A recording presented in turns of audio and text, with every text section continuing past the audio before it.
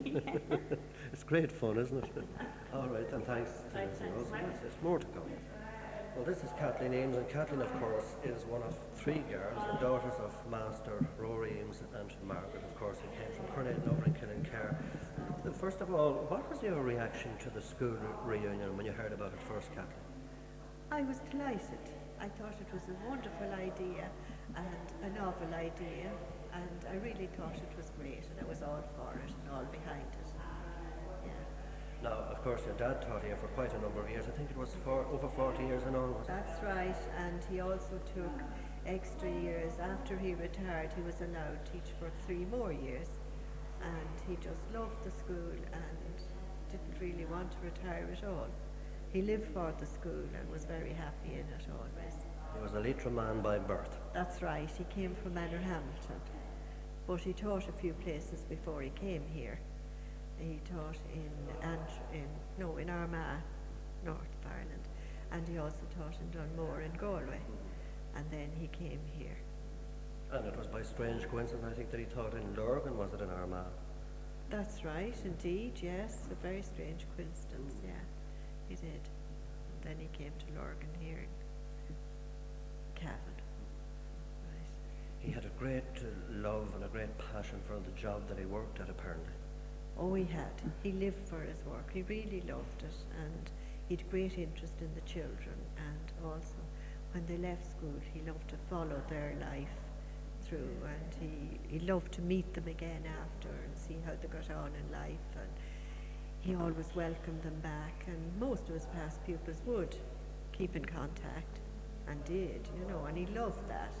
He was always inquiring about them, and he never forgot them. And families, he kept a great tab on the families.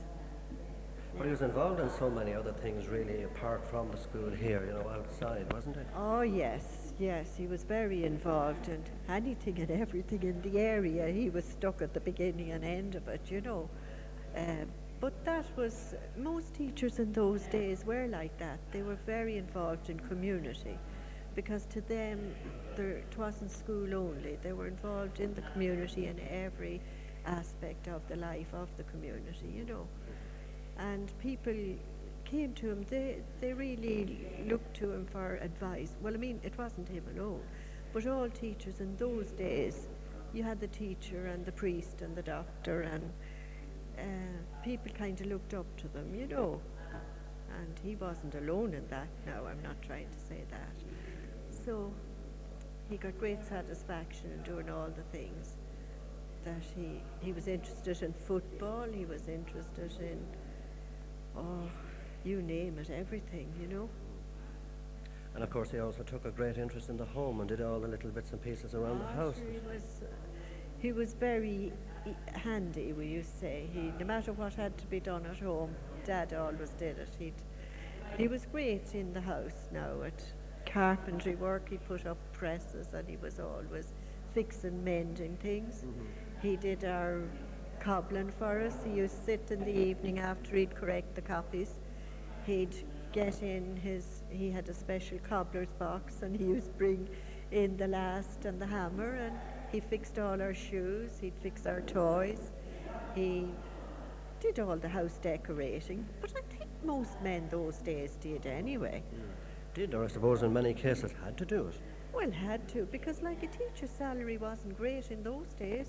It still isn't great, but at least even those days, he wasn't that well off, and my mother was thrifty as well. She made our clothes for us and did all the cooking. I know we had a girl to help us, but they were very economically. We ran the house very economically, and he did all the wee jobs. He even got potato, he had a garden and vegetable garden, put in all the vegetables. We had our own potatoes and vegetables and that sort of thing. Now, you mentioned your mum there, your late mum, of course, that passed away not so terribly long back. But it's true to say also that she, in fact, was a pupil of the master here in the school. Indeed, yes. She actually she lived in Carnarvon, and herself and my Aunt Mamie came across the fields to Coppina, the old school up in Coppina. And there my dad taught her until she left school for a couple of years. But I mean, nothing happened then. But later on, when they met, it was a great. We used to cod them about it, you know, how he met her first when she was at school, a pupil, and put his eye on her, obviously. And she went to Cavan school where he taught first. And then, about 11 or 12 years after she left school, then she got married. They got married. In Dublin? Oh, in Dublin, yes.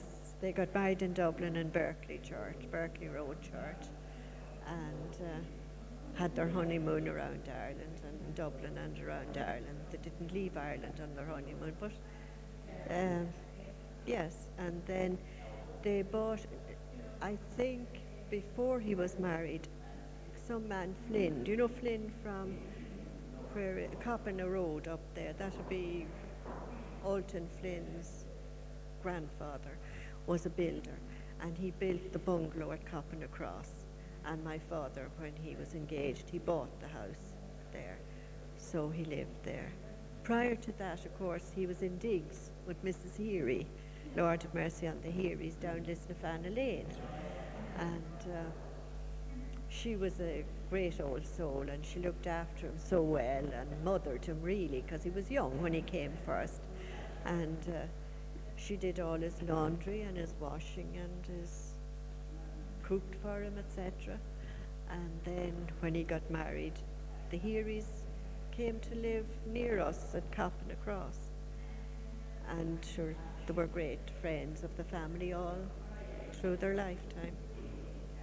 I know that I'm sure people have put it to you before and asked the question, you know, how did you cope at school? You know, the teacher being your daddy, you know, when you moved into the higher classes and that type of thing. Well, people can't understand this, but it didn't make one iota of difference to us. I never realised, I never was conscious of the fact that Dad was my dad, that my teacher was also my father. It didn't make a bit of difference to us. He treated us the same. I got the slaps when I had made a mistake or a blob on my copy or anything else. He treated us just the same as any of the other children. He honestly did. And he didn't believe either in giving us extra tuition any more than anybody else. He treated us exactly like the other kids. Now Right. And what about the pupils then out in the yard? You know, the little bit of conflict that can sometimes come in among pupils and that. Were there ever times, say, when pupils might sort of take it out on the Eames as the fact that their daddy was a teacher there?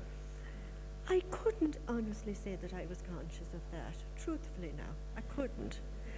Never was I conscious of that, to be honest now. Like the only time I can remember ever anybody doing anything nasty to me was sometime I had some extra nice dress on me and somebody was jealous and they threw ink on me, but that was a normal kind of kids do that. But seriously, I never we weren't conscious of Dad being our teacher and Dad at the same time. Not a bit of it. The only time when it wasn't a conscious thing, but sometime we used to play football with the boys out up the yard, and like the girls, we were just the same as the boys. We'd go kicking around anyway, and the ball went into. There were Smiths living in where Mrs. Smith, coincidentally, where Mrs. Smith is living at the moment. And there was Nellie, and I forget what her sister's name was, but anyway, two old ladies there. I think there was only Nellie when I was going to school. But the ball, an odd time, the ball would go in across the hedge and into Nellie Smith's garden. And she didn't like that one little bit. So who was always sent in to get the ball? Myself. I was always sent in to get the ball, because I think they thought that she might be nicer or, say nothing to me. But indeed, I got tongue lashing from her many a time too. But she was a good soul, and we did annoy her a lot. She wasn't in good form, and we used to be shouting and making noise, and I suppose it irritated the poor woman. Yeah. What about then after school, back at home? Would Dad talk much about what happened or went on that day, or would he give you, or use rather, in your case, maybe a little bit of a warning as to what was coming up the next day, type of thing? Oh, no, no, never, never, no. No, school was kept completely separate to home life. Completely separate. We came in and we sat down and we did our homeworks. And he took no active part in our homework. Never. My mother would always say, have your homework done. And actually, if ever I had difficulty with anything, it's Mum I'd always go to for help. Now, it's not that he wouldn't, but he just didn't believe that we should be treated different to anybody else. And no, he came home and he sat down and he corrected copybooks. We all had our main meal when we came home from school. We just had lunch during the day here at school. And then when we went home from school, we all sat down together and we had our main meal then. And either he'd go out to the garden or he'd correct copies or he'd do the jobs that had to be done, and we did our homework, and then we went out to play, our play was so innocent then when I think of it, It took very little sometimes to please pupils then, didn't it, or children in particular? Sure. I was just thinking there, if even at school, what we did at playtime, we went out and the girls we used to sit down and we'd have play teacher, of course. This was a great favourite. Now, I was never the teacher, but some of the other girls would be teacher. And we used to get, now imagine this for a simple occupation. Now, we'd spend ages at the whole play hour at it. We'd get these laurel leaves and a needle, and we pricked little patterns on the laurel leaf with a needle. And we compare, the teacher would look at all our patterns or designs, and whoever had the straightest and the neatest one was the best in the class. And we took infinite pleasure out of that, and it was such a simple thing. When I think of it now, I can't believe it. It was fun in its own right. Now, your father, I understand, he trained, I think it was in Waterford, wasn't That's it? right, And he came from Anna Hamilton. In roughly what year do we know that? He qualified in 1915 with an honours, teacher's diploma in 1915. Yeah, he travelled from Manor Hamilton down to Waterford, the De La Salle College there. I think that was I don't know where else he could have trained, but that's where he went anyway. And I think Drumcondra came later, St. Pat's Drumcondra, because my other uncle, who was a teacher, trained in Drumcondra and St. Pat's in Drumcondra. But he trained down there, and he went home at the holiday time and they had a farm, and he helped on the farm and loved to get out with the horses, and he used to go out ploughing and looking after hay and all the rest of it. He loved the cattle and the horses and that. So he started, just to go back on it here, he started in the old school on Coppin Hill about 1917 and then moved over to here, wasn't it? And retired in 62 around there. Correct, yeah. He started, Philip McEnroe was the principal up in Coppin School at that time. And when he left, my father got the job anyway. He was appointed, and then he was a very short time in Coppin because the school here, the present school here, was being built at the time, and in end of 1917 I think it was, this school was finished, and the whole lot, teachers and all, Miss Chute and himself moved down here. And he was here then until he retired in 1962, so he didn't leave from here. Now, you were a teacher too for quite a number of years and taught in a few different places. Was that an ambition from the very word go here, or did that creep into it later on? No, I always said I wouldn't be a teacher. It was the one thing I said, no way would I be a teacher. So I don't know why it just happened. I went to the university and I did science, and I did my BSc, and then I did my master's science degree. And I intended doing research. That was my ambition, because I love chemistry and physics as well. And I intended doing research. And then the college in Enniskillen, the College of Further Education, they needed a maths and science teacher. And I had a friend up there, and they asked me would I fill in for a while, which I did. And I got to like the teaching so well. I suppose it was in the blood. Of course, And I stuck at it, and then I went on to lecture in the north, different places, in Larne and then in Uri. So Okay, that right. was my career. Right then, Kathleen, we're going to leave very shortly, but just before you go, it's a very special weekend in August for, the past pupils reunion. For somebody like yourself, and obviously you speak for yourself, but also your sisters, Bernie the nun and Ita, I'm sure you must get a little bit of a twinge inside, a certain amount of joy that is mixed perhaps with some sadness. There's a lot of sadness. Nearly every time I come in here, I get sad, but yeah, but there's great joy too, and I certainly know that my father would be very proud of this. He really would, because in his wildest dreams, I suppose he never thought things would work out the way they did. And he certainly would be very proud, as would my mother, because she was, they say behind every good man there's a good woman, and I can assure you he got every help from her, and they were a great team, they really were, and it's not because they're both dead, or I mean it, they were a great team. And he confided in her and consulted with her about everything, and I know that both be delighted, and I'm sure they're both looking down on the whole effort, and I'm sure they're very happy about it, Indeed. And, not only is it a past reunion for all the pupils and people that came to the school, but it's also in a way a tribute to your dad and people like him. So for that, we thank you for joining us on the programme, all right? Oh, my pleasure, thank you very much, and I wish it every success. So thank you. Okay, that was, of course, Kathleen Eames, the daughter of Master Eames, who taught here for 40 years, indeed 40 years plus. And a long time. This, by the way, now for people that, we're at a stage when people will be asking the questions, who is this? And it's so long since I've seen that one and that fella, and they've all changed in different ways. But this is Susan Nugent, and Susan, you came from Cavan.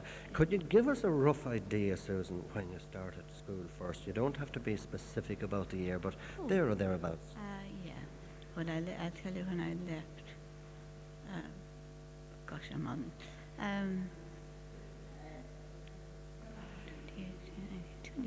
1928.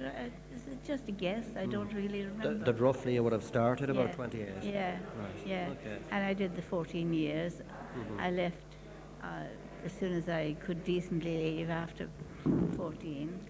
And I did the entrance to Oldcastle Secondary School. And I was called. I got 8th place out of 150 or something in Oldcastle. And there I went and spent the next 3.5 years there. And I emigrated. I got a chance to go to London. And I did that, and I upset my parents by doing it, really. They wanted me to go. Right. We'll come back to that in a minute. We'll just dwell for a moment on the school. Do you remember much or anything about the first days at school and coming to school? Did you kick up a bit of a racket or anything like that? No, I didn't mind at all. I went to Miss Chute, who taught here, and she was very kind and easygoing, I thought. And she taught me the basics of needlework, of all things. And she was good at drawing and the simpler things. We were only 6-year-old at our class. We had 2 classes with her, I think, and then I was frightened of coming into Master Eames. I was very frightened. Why was that? I don't know. The unknown, I think, I was frightened of. And I couldn't understand why the girls, they were already with Master Eames, could enjoy themselves out laughing and kicking up a racket. And when that monster was around, they found it quite the opposite too. And I don't remember being chastised. I think the only thing I can remember about that is that I had a little friend here, a Rose Brady, a local girl too, and she copied. And she copied an error that I had made, and Master Eames caught on, of course. And I wouldn't let her down, so I lied. And I think he put me in the corner. He knew damn well it was you. Of course he did. Of course he did. Yeah. It was an error. Yeah. And I don't remember ever getting the cane. That sounds like a goody-goody, but I don't really remember that.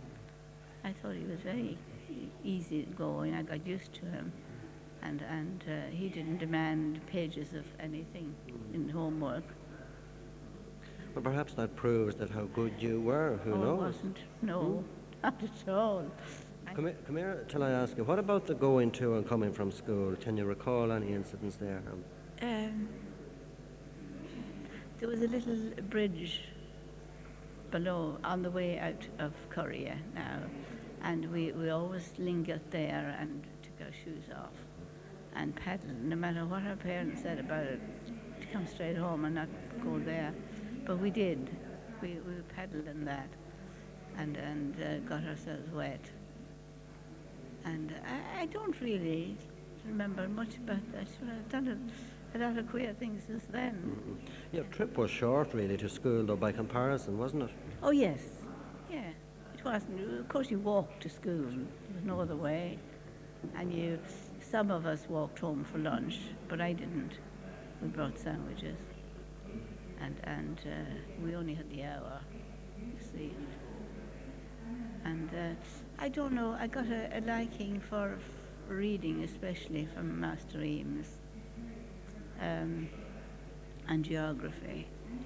But I couldn't see the sense in learning history, because that was dead and it wouldn't ever happen again. And yet history repeats itself, doesn't it? It's true, yeah. But at that stage, I couldn't just see myself learning history that was so old. Yeah. But geography I didn't mind, and I didn't mind maths. I don't think I minded very much anything, you know. Well, geography obviously was very important to you later on in life, because when you had wrapped up and finished and took off, if you like, to an extent from home, you know, perhaps against your parents' greater wishes, you went to London and you were to spend something like 50 years there, was it? Years in London, 50 years. Yeah, I went to work for a company called Honeywell, they're American, a computer, they make computers, they make all sorts of things now. And I had learned the basics of shorthand in Oldcastle, the basics, very, very basics. And I got a liking for that, and I decided I'd go to evening class and brush up on that. So I did that, and thereafter I got secretarial work. And I got as far up to scale as was possible then for a woman. You know, I worked for the bosses and that. And that I enjoyed. A lot of responsibility, a lot of phoning work, a lot of work.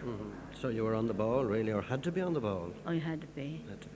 I had to be, and I had to get used to never sort of being free. You know, you wouldn't get done in one day what you were relegated to, what was allotted to you.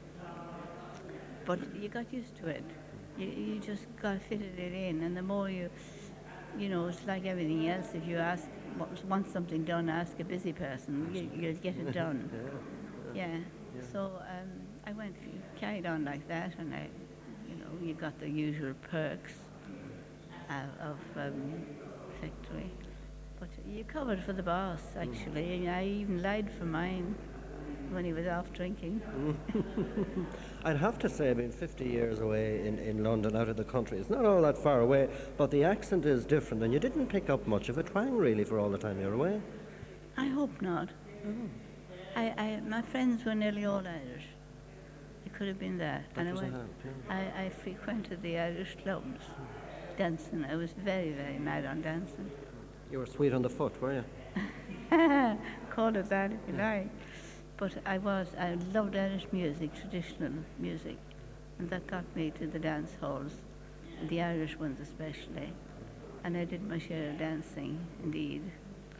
Indeed, I don't think any doctor would have proven me fit for work because I'd been half the night dancing. Okay, now you returned back to this country just before we finish up with you. You returned back to this country back a few years ago. Was it difficult for you to, adapt or adjust again after being away for 50 I years? still Or haven't done it. what do you think of us if I were to ask you something like that? Yeah, I think they're very unpunctual. You don't really mean what you say. You asked for it. I want the truth. Yeah, well, go this is ahead. it. Right. Yeah, they tell you, especially, I live on my own, especially if you want any jobs done, you get the fella, whoever he is, and he'll be with you now tomorrow, I'll be with you tomorrow. That's a promise, really. It doesn't say what year. You also believe we're a little bit into gossip too in this part of the country. Very much into, and embroidering the truth, you know. Embroidering, when you hear it again, you don't recognize it. But I think there's no malice in it. No, it's part of what we are. Really. It is. And the other thing is terribly unpunctual. Terribly unpunctual. All right, we're going to leave it at that. Listen, Yeah, that's thanks good. a million for having the chat with us. You're very welcome anytime. Okay, Susan Nugent, that was formerly from Cavan, of course, lived in London for quite a number of years, and back home with us now. Susan, thanks. You're not on So there you are. It's not too often that you meet people like this, and I suppose that's what a past pupils reunion is all about, because Susan Nugent happens to be a sister of this lady who is Molly Nugent, and Molly also spent many years abroad. In fact, between both of you, you've been away for, I suppose, more than 100 years between you. Yeah, definitely. Must have been. I haven't calculated it, but it is a long time since I was at school. I was back in Ireland a few times since then. Do you remember much about the school when you started? I don't remember an awful lot because I was Well, tell us not the a truth good here. student. Exactly, because you weren't mad about school. Really. I wasn't at all, no. And now I was sorry ever since because I had to learn most of the things I should have learned at school here. But I learned them away from home. Was that harder, more difficult I to think do it at that was point? easier for me because I started reading a lot of books and learning.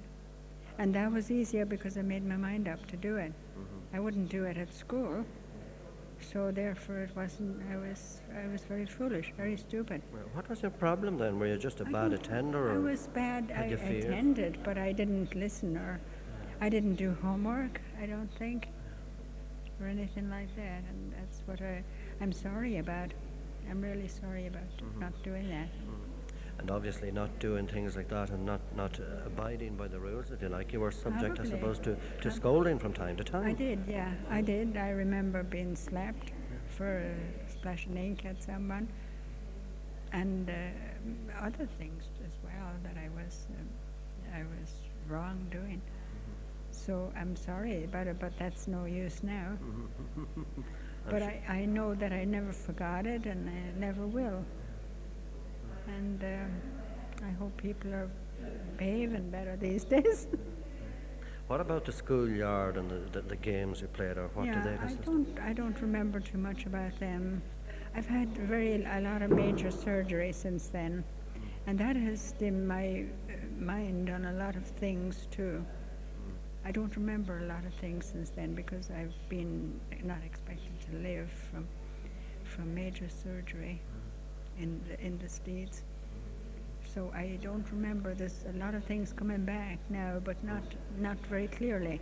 That's because you're mad alive now, if you don't mind me saying so. And I'm you're mad alive. That's a phrase we use Yeah, here, and I guess you seem to have a so. good sense of humour. Well, that's right. I do. Thank goodness. That's one thing that does bring you through a lot of grief.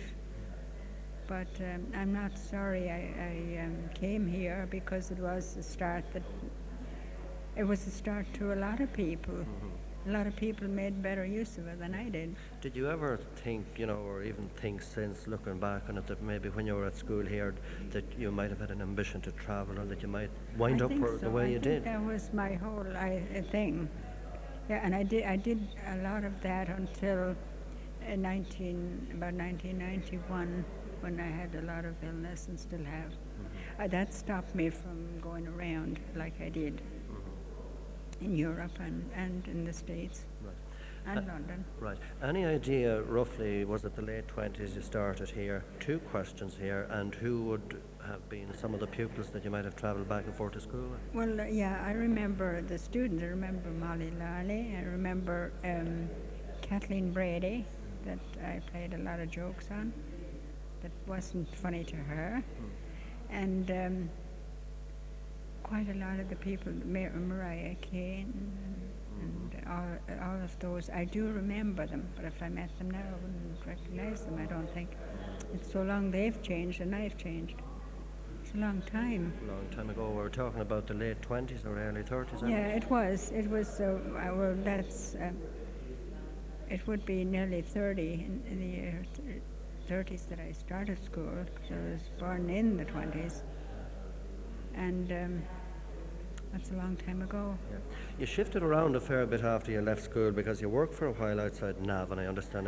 You worked around Dublin and then you moved. Around Dublin, and I worked in London, and I worked in then the States. I worked in the northern part of near New York, and then now in the south, in Florida. And that's about as far as I've got. But I've travelled a bit in the States too, and I hope to do more. Right, and when you say you travel, because you drive and you drive a fair bit. I'm driving, yeah, I drive a car. And you're scared of your life in this country. Well, I'm scared of the other side of the road, that's all. I'm very tempted to drive here every time I see a car, but I'm afraid. I have that much common sense to not do it, because I know I would go on the other side of the road. But I couldn't live without a car, because I wouldn't be able to get to work. There's practically no transport in the States. Everybody has cars, and so you have to have a car. And I have a Honda Accord since 1998, and that's the best car I've ever had. I've owned Fords before, and they weren't good. I shouldn't say that. Maybe if there's any Ford people listening. Yeah. But the Hondas never let me down. Right. And I do a lot of volunteer work in the nursing homes and in the homes for people that cannot get out and have treatment, like chemo and things like that, shopping. I do that all the time. I've done it in England, and I do it there. You see, when we work at this line of business, we're sometimes blamed for being a little bit nosy, perhaps. But if I were to ask you, you don't have to reply if you don't want to roughly give us an idea what year you were born in. I was born in 1922. Yeah, that's the truth. And I hate to think of it. My brother Michael used to say, we used to both say, we didn't want to live to be old, and he didn't. He died. So I keep pushing away. How many were in the family at home? Only that, there's 4, 2 boys, 2 girls. Susan. There's only 3 now. Susan, yourself. Willie and Michael. And did Willie go to the school here as well? He Obviously, did, yeah. Yeah, he went here too. And Michael, they were better students than I was. Every one of them. But that's... You seem to go on and blame yourself very much so for being a bad attender at school. Yeah, I do. Yeah. I do, because at least you're honest. It wasn't good to do it. It wasn't really nice to do it. And people, children now are much better. I know that, except some places they're not. Like in the States, most of them carry guns now. So they're not up to learning when they're doing that. I didn't get that far. But I am sorry, but there's nothing I can do about it except encourage other people to do it, to learn while they have a chance. Right. Could you ever see yourself at this stage coming back, say, to settle in this country? I would, yeah. I would settle here easily if it didn't rain so much. But I'm sure we could fix up with a house. I would choose Cork or Kerry or down there. I would love Dingle Peninsula. That would be my ideal. But I don't know if I can. I want to go on this visit down there and see what the houses are like, cottages. Just a small place. But I could live there. I loved it down there, and I've seen it a few times. I Is like it everywhere. Right, okay. Finally, is it true to say that something like this, a past pupils reunion, and what's happening here in Correagh, where we all went to school, if you like, in the area, is it something like this that makes memories like this? Makes it what? Makes memories like this? Oh yeah, I think it's excellent. I think so. I think it's good for people to, of any age, to know about it, to know that it existed, and that people survived it and gone on and did maybe well, and it was a start. And it is a start for everybody that wants to go to school. There's still a school here now, a new school. That's right. Were you known as Molly or Mary when you were at school? I was called Mara a lot, the Gaelic of, and probably other names as well. It was Molly. And I never knew I had any other name until I got a birth certificate, and there's Mary on it then. And that confused a lot of people because everything was Molly before that. And then I suddenly changed to Mary. But I get by. Okay, right. Well, it's been a pleasure talking to you, and thank you very much. Thank It's you. great to have you for the weekend, and Thank we're you delighted. very Molly much. Nugent, thanks. Please. All right. Thank you.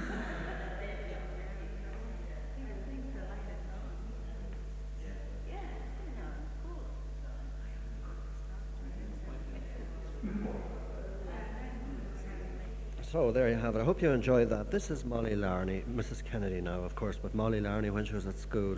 And looking back on the school days, roughly when did you start the school, Molly? What year? I started the school when I was just 7. I was just gone 7 in February, and I started in April. And I had very enjoyable years at school. Here with poor Master Eames, Lord of Mercy, Miss Stewart, and Master Sheridan. What year was that roughly when you started? Oh, don't ask me, I can't tell you. Not to worry.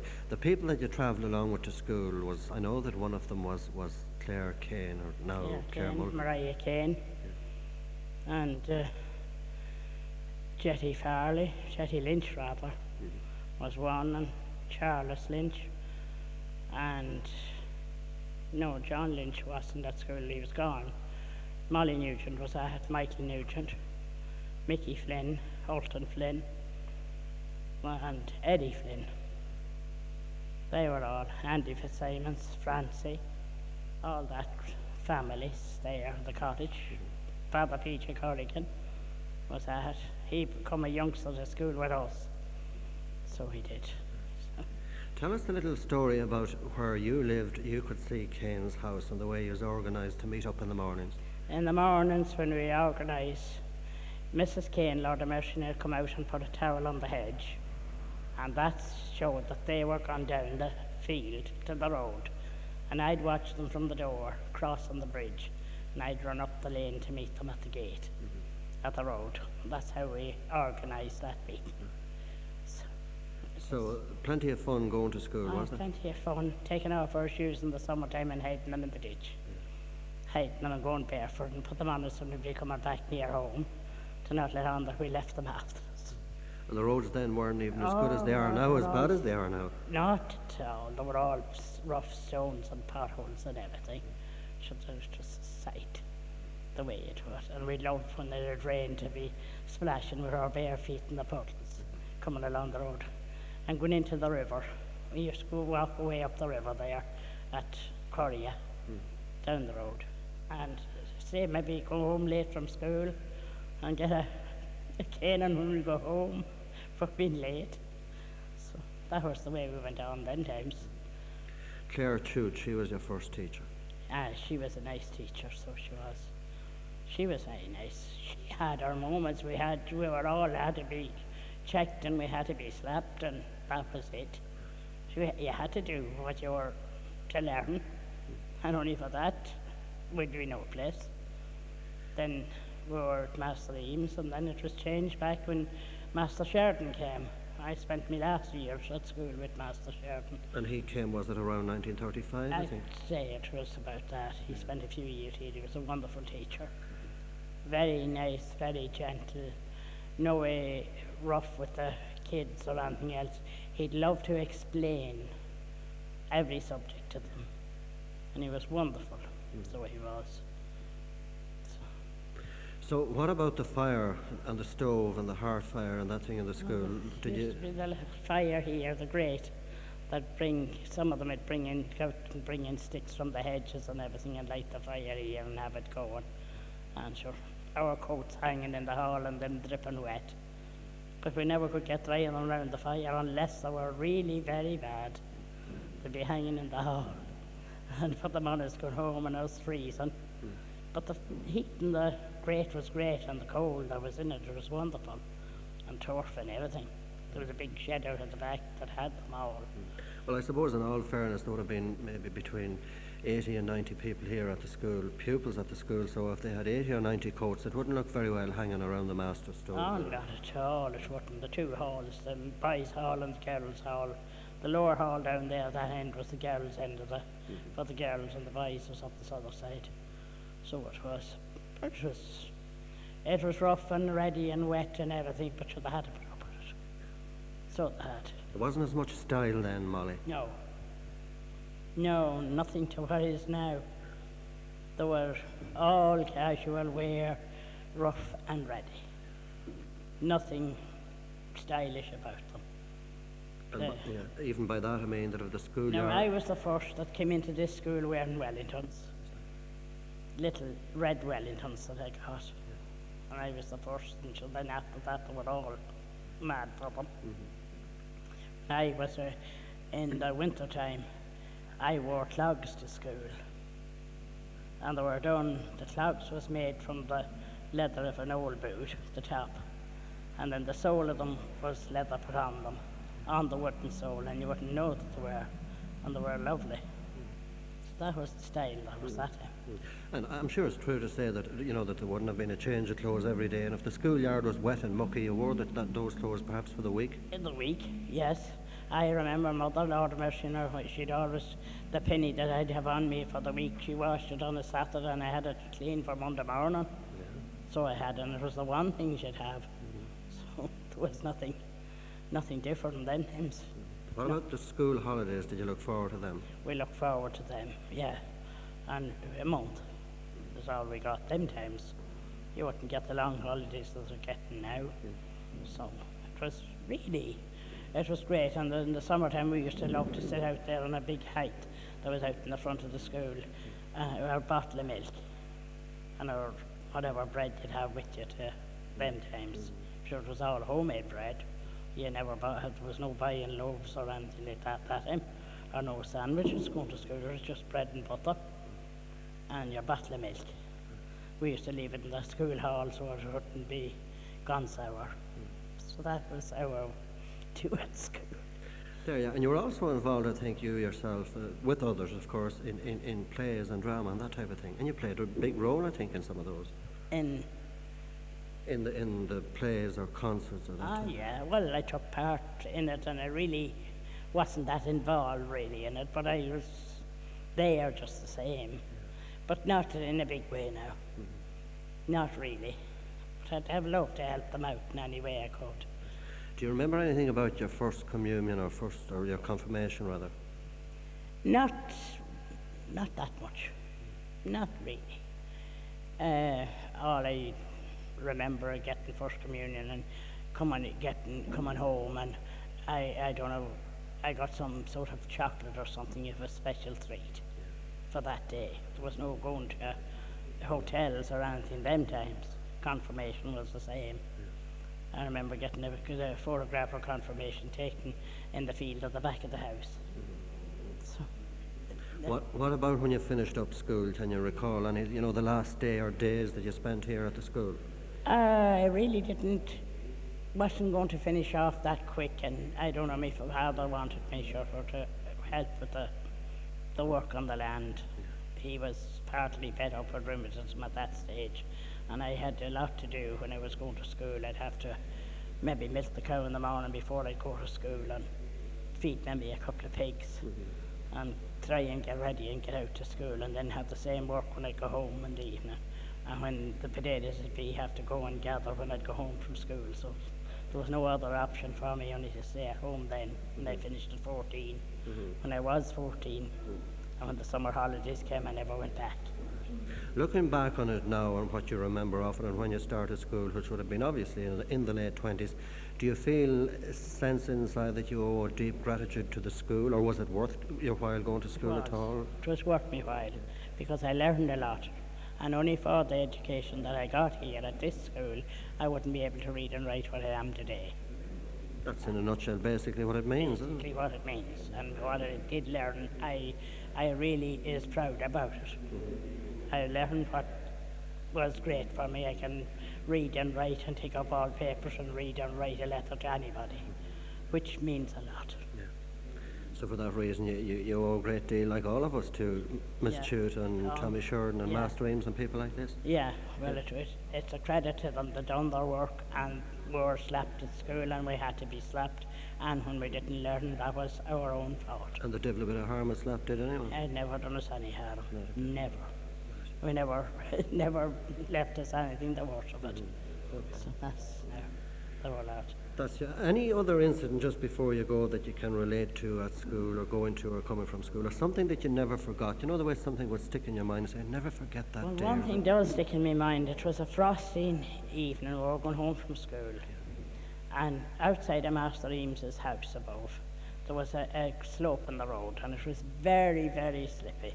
And we used to get each arm, and they'd pull us along on the slide. And I was one that went on the slide on my own. And what was coming, them times was very rare, was a car. And I remember it well, one of the girls pulling me away off the road. And I'm nearly certain sure it was Molly Nugent that pulled me out of the way of it. I remember that, it sticks in my mind real well. So there was a very thin line between that and the other. Yeah. Oh, I'm telling you, they didn't stay on the slide for much longer. They all gathered themselves home. So I get the feeling finally, Molly, that you enjoyed it all and enjoyed what you did at the school. I enjoyed every day at school. I never was fed up with it or anything. I really enjoyed it. Good. And I enjoyed meeting all the friends at school and everything, and I never had an enemy at it. So I hadn't. Great stuff. I got on with everybody, it seemed. Yeah. Well, you're that way inclined anyway. You have that gift to the gab, and that's what makes it helps people to get on with one another, and we should have more of that. Yeah. Listen, Molly, it's great to have you, and it's a pleasure to have you. Thanks very much to be interviewed here, and it is lovely. All right. And thanks very much, Michael. No problem. Molly Larney, now Mrs. Kennedy, but of course formerly Molly Larney from the townland of Drummond. Yeah. Molly, thanks for that. All right. Thank you very much. It's always nice to get the different views from people from the different years and the different decades, indeed, for that matter, because some of those earlier people talking about starting school in the late 20s and going on into the late 30s. And I suppose, Pat Sheridan, we'd have to talk about the late 60s and 70s, or that array for yourself. Would it be in and around there? It was around 62 that I just started here. And I left here, I think it was 69. They were the years I done. Right. Had you any problems going off? Because it's not that long ago, and I'm sure you can damn well remember when you started off the first day. I don't even remember the first day I started. I don't remember the first day I started school, no. Well, perhaps that's a good sign insofar as that it must have went fairly well for you. Well, I enjoyed it. I enjoyed it fairly well. As well as possible, I suppose, at that time. But I don't remember the first day. I don't remember starting, I know. You started, you say, in 62. That was in and around the same time that Master Eames would have retired. So where did you come in there? I remember Master Houston. I'm not sure now whether Master Eames was gone at the time or not, but I remember the talk going on about the new master and Master Houston. It was sometime around that time he come, but I'm not sure. Even when it was with Miss Rooney I started, and I'm not sure whether Master Eames was here or not when I started. now, but remember talking on about Master Houston coming or something. Not real well, but blowing my mind on it. Right. So do you recall anything at the school then for those 7 or 8 years that you were here, say, at school, any incidents or anything going to or coming from school that was maybe a little bit different than anything else, no? Well, I don't, because I mean, it was still the same as in the 50s. We were still walking all the school that time. There was an odd bike. I think the only bike on our road was, at that time when I was going, was Cavan. He had a bike that he made up himself, and it was a good one, and we were all jealous of it. He was the only one that had one on our road. That time now, yeah. That's Right. I remember. So would the keen rivalry in the football world, would it have been as keen, or did it continue on when you had started school? Because you would have started, I suppose, almost at the same time that I was finishing up, or just shortly before that. Yeah, well, it was the football was played here in the little garden with ourselves. There was, it wasn't. It was a parish team, and that it was playing in the competitions. There was no under 12 competition that time. So there was, when we'd have been here, there was no competition for the teams here. Like at that time, you were going on to the vocational school really before the under 14 competition. Now they've under 12 competition starting, and they're into competition earlier. You see, yeah, right. You see, Pat Jordan here. Pat, of course, is the present secretary of the Lurgan Juvenile Football Club, so you're still involved very much with youngsters. And not only that, there was for a time, I suppose, here that plays and drama and concerts and all that sort of thing, it was on a high note, if you like, and you were involved to an extent in that as well. Well, I wasn't involved in it from my acting. Michael, I was involved through the pioneers with Cujo. With all the talent that went on that time, we had a lot of success. The young kids had a lot of success. They enjoyed a lot of enjoyment out of it, and we're sad to see it disappear. In not only in Oregon but all over, the competition has dropped away down, and it's a different setup now. You won't get the young people to do what they were doing that time, but we missed it, and there was a lot of enjoyment now in those few years in it now. Right. It's very obvious, as you rightly say, that the whole scene is changing right across the country, and indeed the world for that matter, and there are new attractions or distractions or whatever you like to call them, and new avenues opening up. Whether they're the right idea or not, well, I suppose only time will tell. Well, they're having as good a chance, I suppose. The young people now, they're having as good a chance to remain with the pioneers straight from the word go, because of those shows stopping and all. They're under more pressure, I suppose, now, and it's a pity to see it going that way.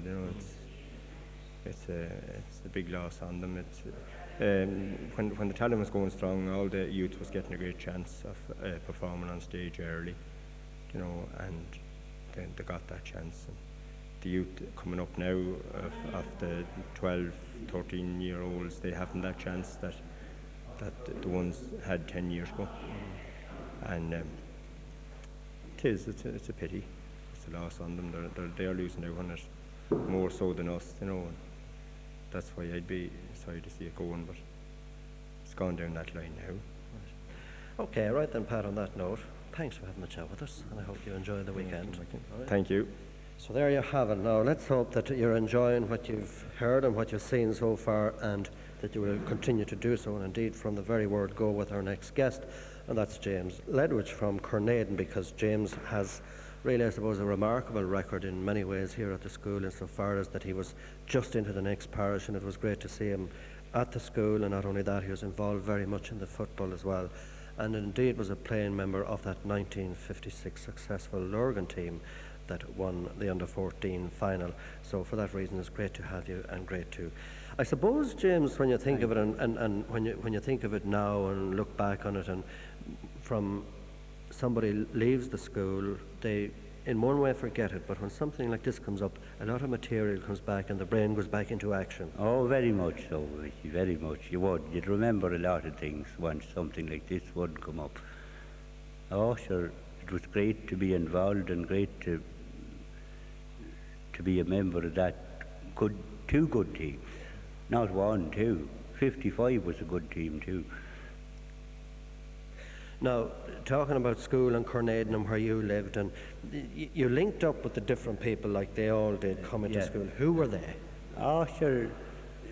The Dunn family, Owen and Agnes, and Red John Fitzsimons would be going at that time, and then it was on out to Liscray, I suppose, and Billy McQuaid come a while here too, with me to school, and the Caldwells and Lynches and Farleys and all them, we all put it over in your own family, and the Bradys. And I almost said the Kilmans, but of course she's always got caught up there as well. oh, we did indeed, round the middle and round the Kilmans, and writing the names on the bricks in and the chill house, and I think there was names wrote there from generations, you could say. There was ones, I think, there that we used to be looking at when we were going to school. I suppose there were big men at that stage. But there was always the little fistful of, what do they call it, the shilling? The shilling, aye. Oh, well, you'd have to earn that. Sometimes, like if you done a message for Jack, maybe brought word that somebody's corn was ready or something, you'd get a handful of this shilling. Oh, he was generous now. He'd always give us something. Yeah, that's because the farmers all around, but you talk about your area, that the farmers would have corn in with them. And that meant... And he might perhaps send a message. He would, that their meal was ready or whatever, and the day to come and all that sort of thing. Oh, sure. There was good crack. But even going to the school and going home and that, and meeting the different characters on the road, I suppose it was an education in its own. Oh, yeah, very much so. There was families over the way where we come, and there were an education to listen to and talk to.